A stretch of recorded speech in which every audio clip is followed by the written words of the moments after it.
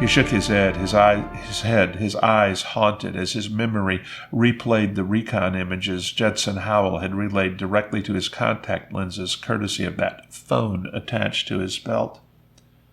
He hadn't shared those with Sharon, and he didn't intend to unless she insisted. Better that only one of them should have those particular nightmares.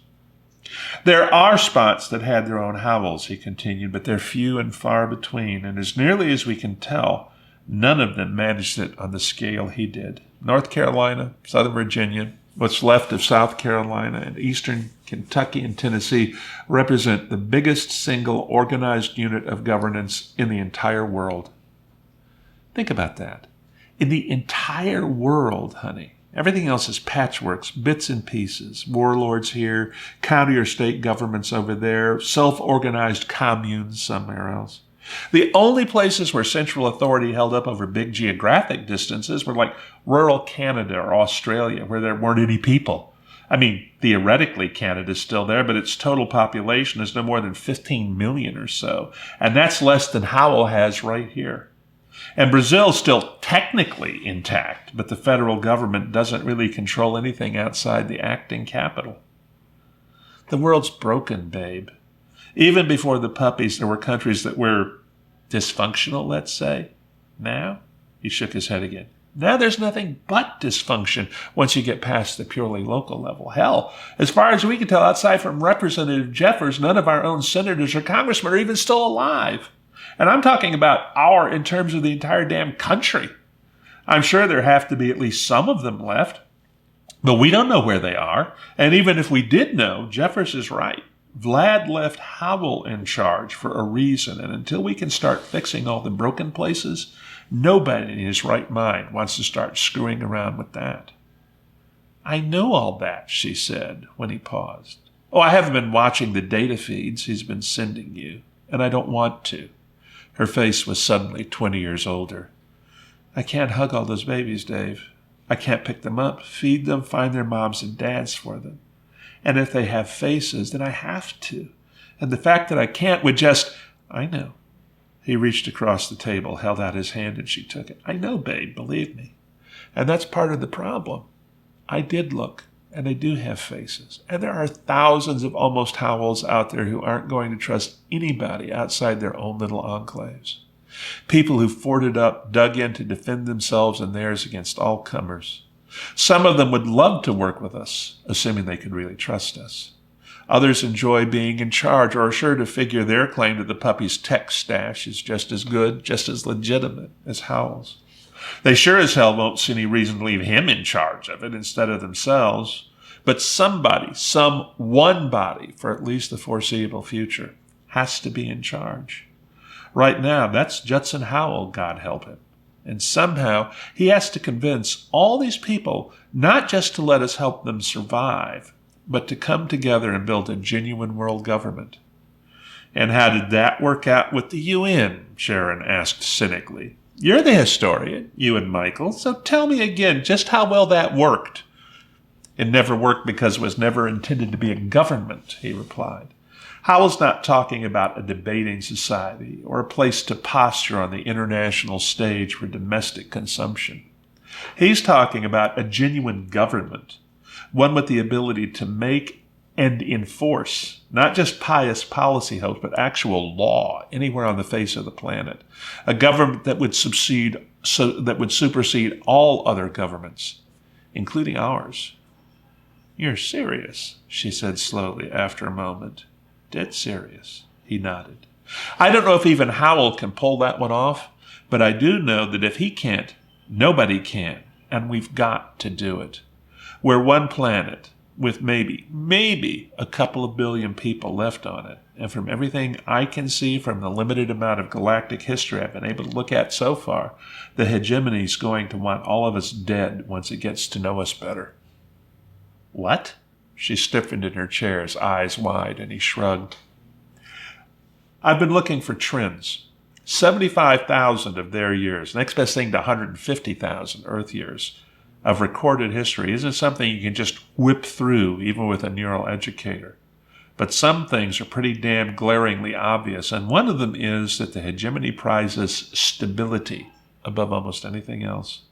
That's one reason they were willing to point the Shungari in our direction. The puppies were already destabilizing things, so the hegemony figured it might as well use them to keep us from becoming a problem in the fullness of time. I have to wonder just what sort of contingency plan some of the older races might have been putting together to deal with the Shungari in the long run. But in the meantime, they made a convenient hammer to deal with another pugnacious bunch of violent primitives. That would be us. But I got to tell you, honey, I don't think the hegemony researched the problem carefully enough before they handed this over to Thykir and his people, because the puppies were nothing compared to us. What do you mean? It's obvious from Thykir and Sheraz's notes and memos that nobody in the hegemony expected us to be as technologically advanced as we were when they got back here, I should say. They paid us their first visit back in the 15th century. Honey, they expected us to just be getting around to inventing flintlocks and crude steam engines. The Shungari are quite a bit more innovative than the hegemony as a whole, and compared to us, they're the Mikado closing his borders to keep out dangerous foreign innovation. Once the rest of the hegemony realizes humans aren't big fans of stagnation, it's going to decide we're the puppies on steroids. And I just can't rid my mind of the possibility that they might be willing to burn down the damned house to get rid of the cockroaches. You mean they might come back to finish what the puppies started? She said. No, I mean worse than that. He met those beloved blue eyes levelly. The Shungari started out to enslave us, to channel our taste for innovation to support their own designs against the hegemony. Thykir's own memos make that clear enough. They only decided to wipe us out once they realized they'd never be able to conquer the planet and keep it conquered as long as there were still humans living on it. When they figured that out, they were perfectly willing to exterminate us and figured the rest of the hegemony would give them a pass on it. I'm not sure they were right about that, but I sort of suspect that if any of the other races had objected, it would have been more because they saw what happened to us as a club to use against the Shungari, not because they really cared about a bunch of primitive hairy monkey boys and girls on a planet in the back of beyond. More to the point, I'm pretty damn sure that if the hegemony catches up with Thykir's evaluation of us and realizes how fundamentally at odds with their basic matrix, humanity and human nature really are, none of them are going to be interested in just conquering us. From what I can see, the older races, who are almost all herbivores, as nearly as I can tell, have spent a lot of time looking down on the murderous, carnivorous Shungari. But I doubt they'll hesitate for a moment to swat us like mosquitoes once they realize how much worse we're likely to destabilize things for them. And that means that somehow we have to get big enough and nasty enough to make that impossible, or at least as difficult as hell. Hopefully difficult enough they decide not to try it. And for that, we need a world government that works. One that can take the knowledge Vlad left behind for us, build on it, and present a united front to the hegemony when we meet up with them again. And that's why Howell wants you, she said flatly, because you understand that, and because you're so damn stubborn, so damn bullheaded, that you've just got to do something about it, don't you? She glared at him, those blue eyes gleaming with sudden tears.